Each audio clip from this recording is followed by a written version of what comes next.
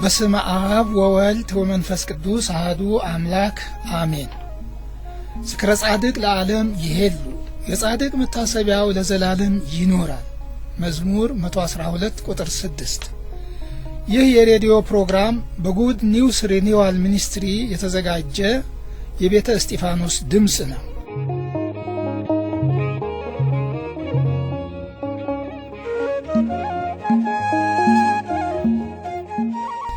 ቤተ እስጢፋኖስ በ15ኛው ክፍለ ዘመን ወንጌል ሳይበረዝ መሰበኩ እንዲቀጥል ለማድረግ የጥንት አባቶቻችንን መጽሐፍ ቅዱሳዊ እምነትና አካሄድ አጽንተው በመያዝ የተጋደሉ አባቶች ነበሩ።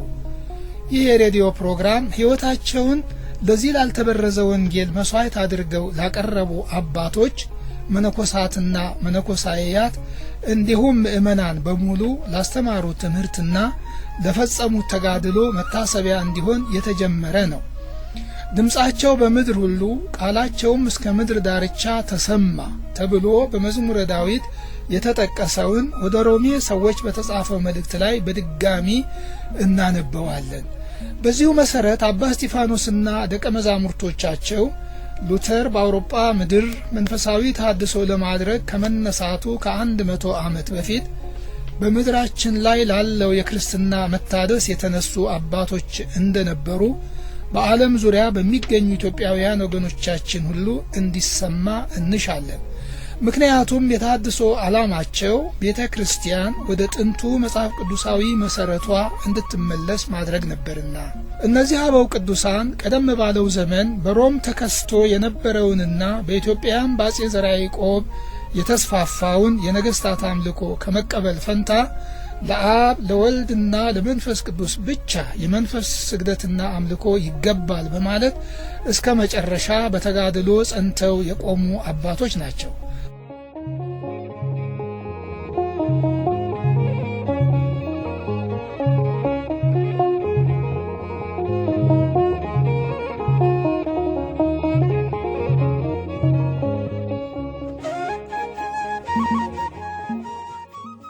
ፕሮግራማችን ዘወትር ቅዳሜ ምሽት ከ7 እስከ 7:30 ፒኤም ድረስ ይካሄዳል።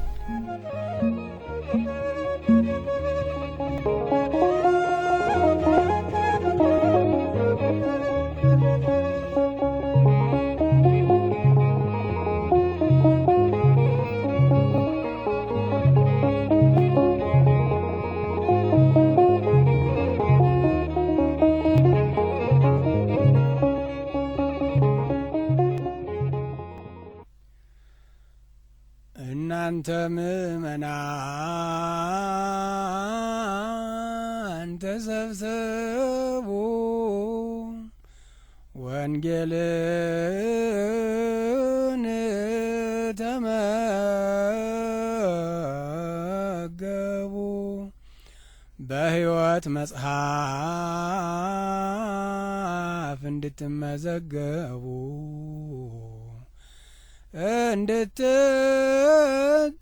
እንድትጠሩ ለአብ ጥበቡ ቸር እረኛ ክርስቶስ መጥቷልና ሊፈልጋችሁ ከሰይጣን እጅ ሊያስመልጣችሁ ለዘላለም ሊያድናችሁ ልባችሁ ይሁን በሰማይ ሐሳባችሁ ይሁን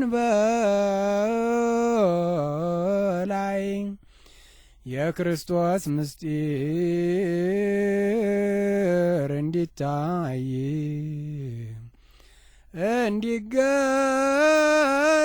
እንዲገለጥ የክብሩ ፀሐይ በክርስቶስም ያላመነ በደሙ ያልተማጸነ ከኃጢአቱ ያልዳነ አሁኑኑ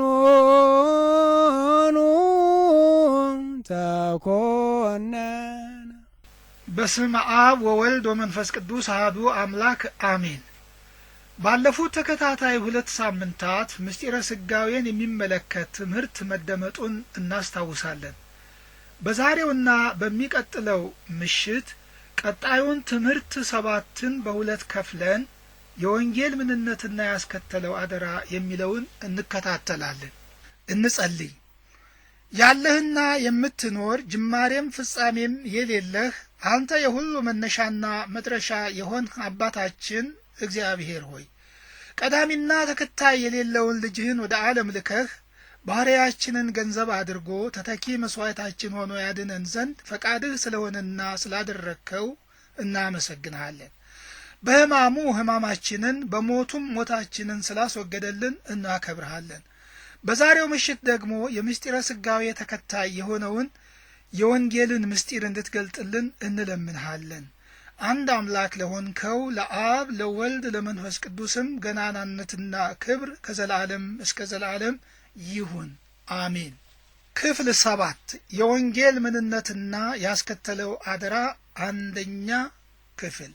የመሲሁ መንገድ ጠራጊ የተባለው መጥምቁ ዮሐንስ ከታሰረ በኋላ መንገድ የተጠረገለትና አዋጅ የተነገረለት ጌታችን አምላካችን መድኃኒታችን ኢየሱስ ክርስቶስ መንግሥተ ሰማያት ቀርባለችና ንስሐ ግቡ ከሚለው ከዮሐንስ ስብከት በመቀጠል የእግዚአብሔርን መንግሥት ወንጌል እየሰበከ ዘመኑ ተፈጸመ፣ የእግዚአብሔርም መንግሥት ቀርባለች፣ ንስሐ ግቡ፣ በወንጌልም እመኑ እያለ በመስበክ ወደ ምድር የመጣበትን ተልእኮ ጀመረ። ማቴዎስ 3 ቁጥር 1ና 2፣ ማርቆስ 1 ቁጥር 14 እስከ 15። ዮሐንስም ጌታችን ኢየሱስም ወንጌልን የስብከታቸው ዋና ርዕስ አድርገው እንደነበረ ከዚህ መገንዘብ እንችላለን። 7.1 የወንጌል ትርጉም። የመጽሐፍ ቅዱስ መዝገበ ቃላት ቃሉ ዮአንጌሊዮን ከሚለው የግሪክ ቃል የመጣ ሲሆን ትርጉሙም የምስራች ቃል ማለት ነው ይላል። ሰው ያልጠበቀውን ሹመት፣ ሽልማት፣ ስጦታ ባልጠበቀው ጊዜና መንገድ ማግኘቱ ሲነገረው ወይም የቅርብ ዘመዱ እንዲህ ያለውን ማግኘቱን ሲሰማ ያ የምስራች ዜና ይባላል። ከዚህም በላይ የሆነ የምስራች አለ። ሀገሩ ከወራሪ ጠላት ጋር በድንበር ላይ ስታደርገው የነበረ የመከላከል ጦርነት ለሀገሩ አሸናፊነትን በሚያስገኝላት ድል ከተጠናቀቀ የጦርነቱን ውጤት በምጥ ሲጠባበቅ ለቆየው ዜጋ ዜናው ታላቅ የምስራች ቃል ነው። እንዲያውም እንደ ዛሬው ፈጣንና ቀልጣፋ የመገናኛ ዘዴ ባልተፈለሰፈበት በጥንቱ ዘመን እንዲህ ያለ የምስራች ይተላለፍበት የነበረ የተለያየ ዘዴ እንደነበረ ከታሪክ መረዳት ይቻላል። ጦርነቱን በግንባር ተገኝተው ያልተመለከቱ ዜጎች ከተዋጊዎቹ እኩል ሐሴት ያደርጉ ዘንድ የድል ዜናው በታወቁ ፈጣን ሯጮች ወይም በፈረስ ወይም በሰጋር ግመል ጋላቢዎች ይተላለፍ ነበር። ሌላው ዘዴ ደግሞ ከተራራ ወደ ተራራ በከፍተኛ የጩኸት ድምፅ በሚተላለፍና በሚያስተጋባ መልእክት የምስራቹ ዜና በፍጥነት እንዲሰራጭ ይደረግ ነበር። በተራራዎች ላይ የቆሙ የምስራች ይዘው የሚመጡ እግሮች ሰላምን የሚናገሩ፣ መልካም ዜና የሚያበስሩ፣ ድነትን የሚያውጁ፣ ጽዮንንም አምላክሽ ነግሷል የሚሉ እንዴት ያማሩ ናቸው የሚለው የነቢዩ ኢሳይያስ ገለጻ ይህንኑ የሚያመለክት ነው። ኢሳይያስ 52 ቁጥር 7። በተጨማሪም ራቅ ወዳለ ስፍራ የተዳረች ሴት ልጅ ስትወልድ የምስራች ነጋሪ ተመርጦ ወደ ወላጆቿ ይላክ ነበር። የምስራቹን ዜና ይዞ የተላከው ሰው ከወላጆቿ ቤት በራፍ እንደደረሰ የምስራች ብሎ ይናገራል። ምስር ብላ የሚል ምላሽ ሲሰጡት ልጃችሁ ወንድ ወይም ሴት ልጅ በሰላም ተገላግላለች የሚል ቃል ገና ከአፉ እንደወጣ በቤት ውስጥ ያሉት ሁሉ እልልታውን ያቀልጡታል። እልልታውን የሰሙ ጎረቤቶች ሁሉ ወደዚሁ ቤተሰብ እየመጡና እልል እያሉ ይደባለቋቸዋል። ማርገዟን የሚያውቁ ወላጆቿና ዘመድ ወዳጆቿ ያች ልጅ እንዴት ትሆን ይሆን በማለት ሲጨነቁ ቆይተዋልና በሰላም ተገላገለች የሚለው ይህ ዜና ታላቅ የምስራች ነው። ኢሳይያስ 66 ቁጥር 8 እስከ 10። እንዲህ ባለ ሁኔታ የምስራቹ ዜና መስማት ለሚገባቸው ሁሉ ይዳረሳል። ወላጆቿ ደግሞ በተራቸው ዘመዶቻቸውን አስከትለው የወለደችውን ለመጎብኘት መሄዳቸው የተለመደ ነው። እነርሱም ከልጃቸው ቤት እንደደረሱ ገና ከበራፍ እልልታውን እያቀለጡ ይገባሉ። እቤት ውስጥ ያሉትም በእልልታ ይቀበሏቸዋል። 7.2 ወንጌል የምስራች የመሆኑ መሰረት ጸጋ ነው።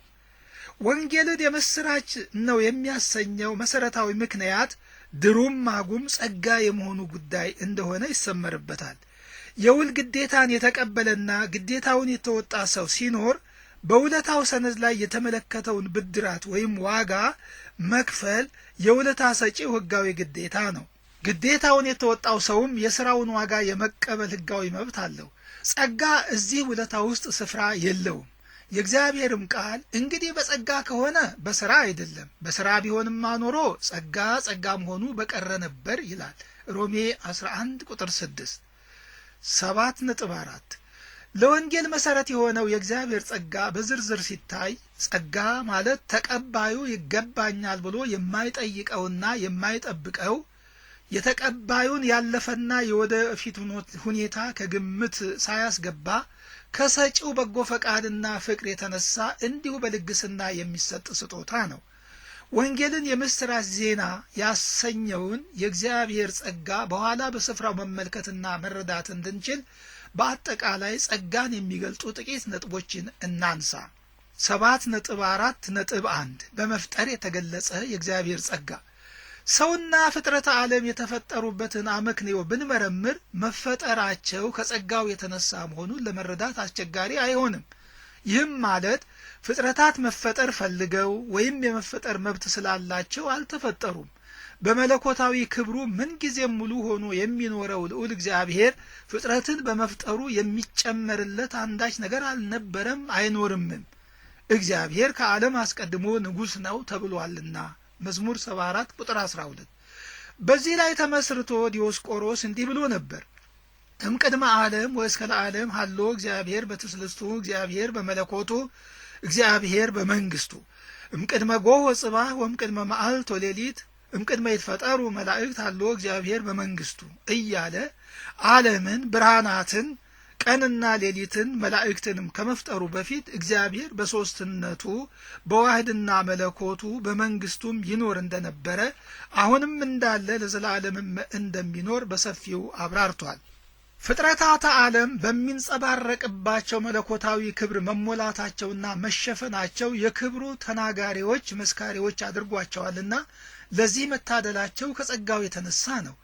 ለምሳሌ ቅዱስ ጳውሎስ በአሕዛብ በነገስታት በእስራኤል ልጆችም ፊት የጌታን ስም ይሸከም ዘንድ የተመረጠ ዕቃ ሆኖ ለመስራት የበቃበት መሰረት የእግዚአብሔር ጸጋ እንደሆነ ደጋግሞ ገልጾታል። የሐዋርያት ሥራ ምዕራፍ 9 ቁጥር 15፣ አንደኛ ቆሮንቶስ ምዕራፍ 15 ቁጥር 10፣ አንደኛ ጢሞቴዎስ ምዕራፍ 1 ቁጥር 12 እስከ 14። በጠቅላላው ፍጥረተ ዓለም የእግዚአብሔር ከሃሊነት፣ ጠቢብነት፣ አዋቂነት፣ ሰራኢ መጋቢነት የተሞላበት የመሆኑና የተሞላውን እያንጸባረቀ መኖሩ መታደል ነው። ሱራፌል ሲያመሰግኑ ምድር ሁሉ ከክብሩ ተሞልታለች ብለዋል ኢሳይያስ 6 ቁጥር 3። ዳዊት በመዝሙሩ ሰማያት የሰማያትም ጠፈር ክብሩን ያወራሉ፣ እያንዳንዱ ቀንና ሌሊት በውስጡ ስላለው የእግዚአብሔር ክብር ዕውቀትን ያስተላልፋል አለ ምዕራፍ 19 ቁጥር 1 እስከ 6።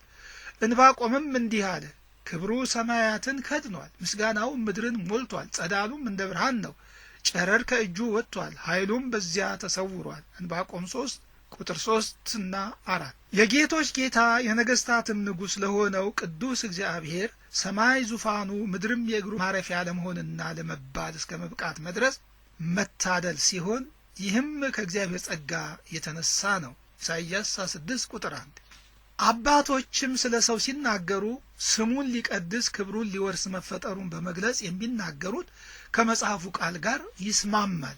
7.4.2 የኃጢአተኛ በእግዚአብሔር መወደድ ምንጭ ጸጋ ነው።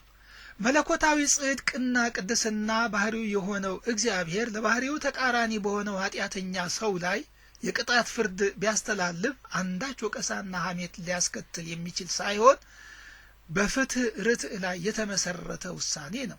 ነገር ግን ራሱን የእግዚአብሔር ተገዳዳሪ ካደረገ ሰይጣን ጋር ተባባሪ ሆኖ የበደለውን ሰው እግዚአብሔር መውደዱ እጅግ አስገራሚ ነው። እንዲወደድ የሚያደርገው ጠብታ ምክንያት ሳይኖር ይልቁን እንዲጠላ የሚያደርገው ጉልህ ምክንያት እያለ የሰው በእግዚአብሔር መወደድ ከጸጋው የተነሳ ብቻ ነው። ሮሜ ምዕራፍ 5 ቁጥር 6 እስከ 11። 7.4.3 የእግዚአብሔር ልጅ ለኃጢአተኛ ቤዛ ሆኖ መሰጠቱ ከጸጋ የተነሳ ነው። የበደለ ሰው ተቀጥቶና የበደሉን ዕዳ ራሱ ከፍሎ ከእግዚአብሔር ጋር እንዲታረቅ አልተደረገም። እግዚአብሔር ኃጢአተኛውን ሰው ሊታረቀው ሲወስን መከፈል ያለበትንም የበደል ካሳ ወይም ዕዳ በሰው በኩል ሆኖ ከፍሎ መታረቁ በሰው ዘንድ ያልተለመደ ቢሆንም እግዚአብሔር ግን ይህን አደረገ። ለምን ቢባል በውድ ልጁ እንዲያው የሰጠን የጸጋው ክብር ይመሰገን ዘንድ ይህን አደረገ ተብሏል። ኤፌሶን ምዕራፍ 1 ቁጥር 3 እስከ 6። በአንደኛ ቆሮንቶስ ምዕራፍ 13 ቁጥር 4 እና 5 ፍቅር ቸርነትን ያደርጋል የራሱን አይፈልግም በተባለው መሰረት ፍቅር ኪሳራን አልቆጠረምና ነው እንጂ በስጋ የተገለጠው አምላክ በእጁ ለሰራው ፍጡር ተለዋጭ ሆኖ ይሰዋለት ዘንድ ራሱን መስጠቱ የጸጋን ትርጉም ይበልጥ ለማስረዳት የሚችል ሆኗል።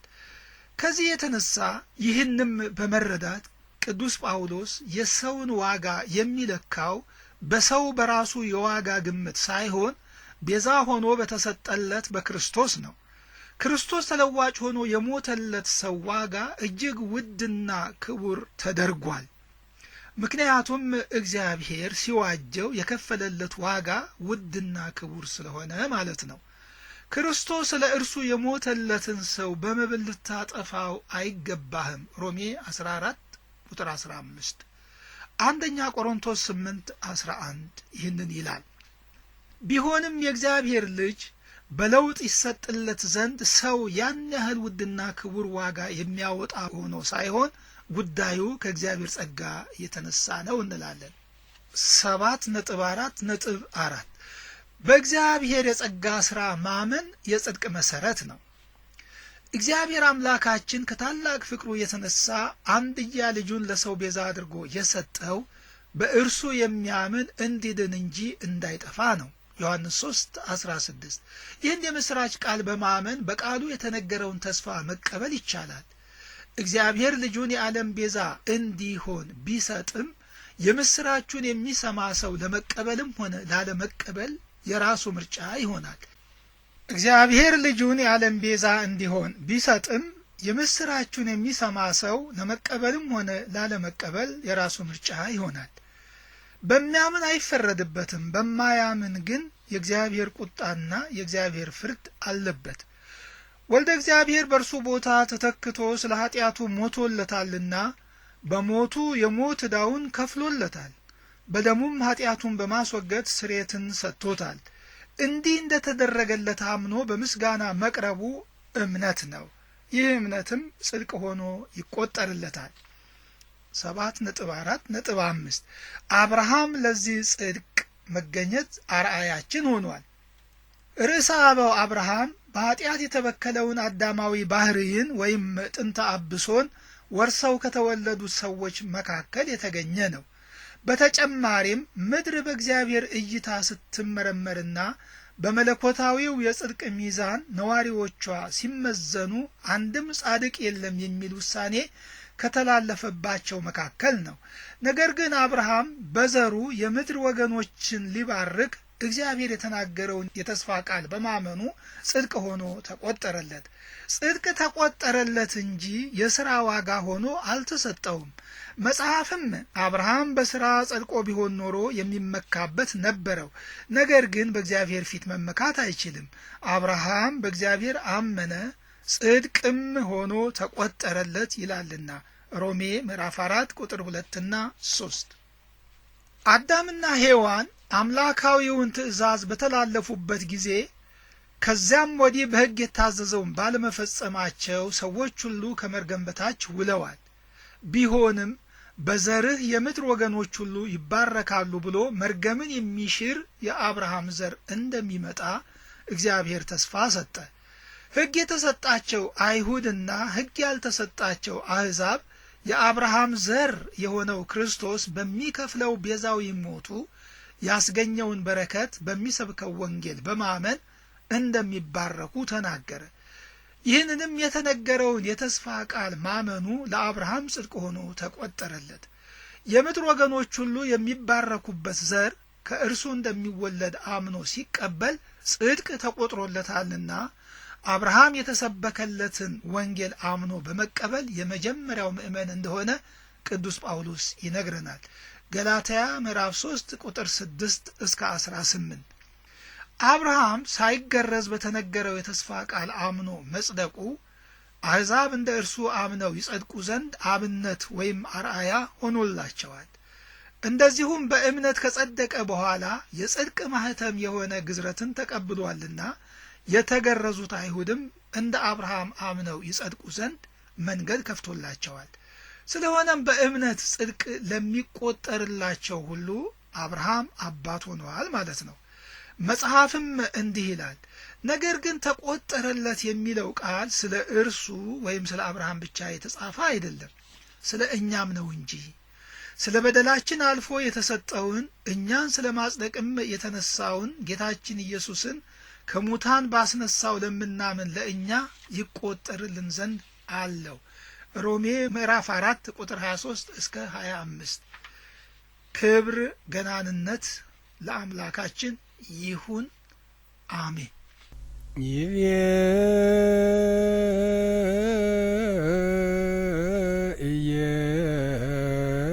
ኢየሱስ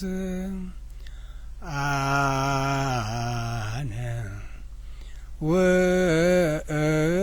ውእቱ ፍኖተ ጽድቅ ወሕይወት ይቤ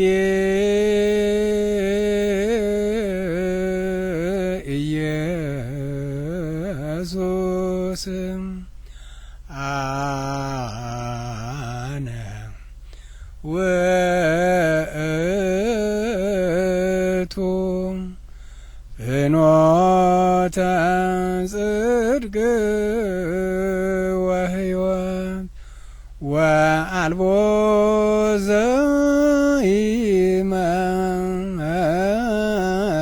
ዘይመጽእ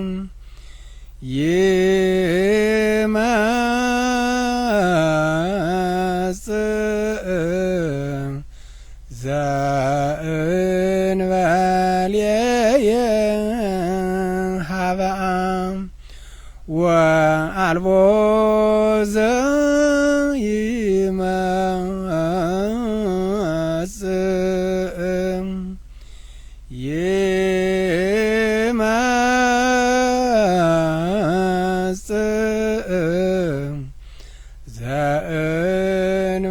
ዘእንበሌየ ሀበ አብ እኔ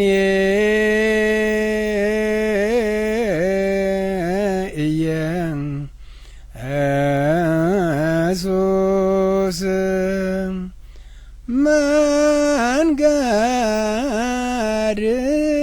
መንገድና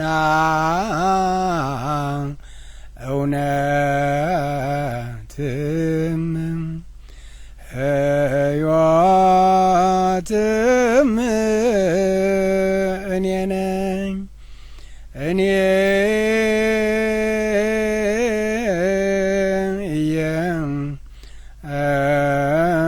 ኢየሱስ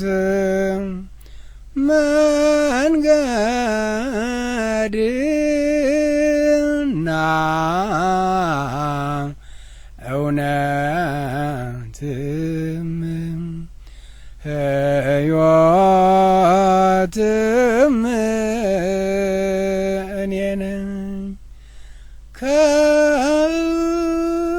ከበእኔ በቀር በእኔ በቀር ወደ አብ የሚመጣ የለም በእኔ በቀር በእኔ በቀር ወደ አብ የሚመጣ የለም።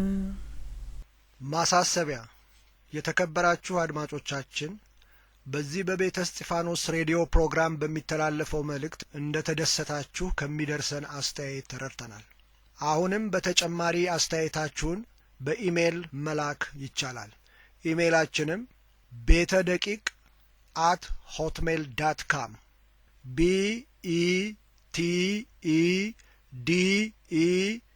BETEDEKIK ደግመዋለሁ